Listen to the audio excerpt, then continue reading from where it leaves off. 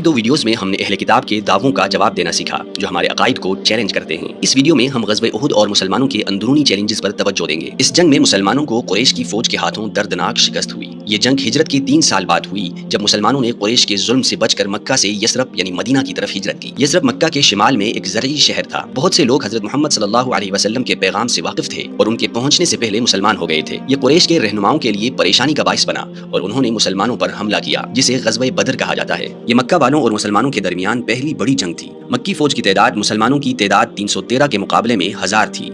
फिर भी उनको शिकस्त का सामना करना पड़ा। इस वाक़ये से पूरे अरब को एक धचका लगा और मक्का की मईशत को शदीद नुकसान पहुंचा। 1 साल बाद कुरैश वालों ने गुस्से में आकर 3000 अफराद की एक बड़ी फौज जमा की। उनका बुनियादी मकसद हज़रत मोहम्मद सल्लल्लाहु अलैहि वसल्लम को खत्म करके इस्लाम को खत्म करना था। हज़रत मोहम्मद सल्लल्लाहु अलैहि वसल्लम और मदीना के मुसलमानों को कुरैश के मंसूबे की खबर मिली और उन्होंने 1000 अफराद की फौज। यूट्यूब चैनल को सब्सक्राइब करें ताकि मज़ीद वीडियोस और मवाद तक रसाई हासिल कर सकें।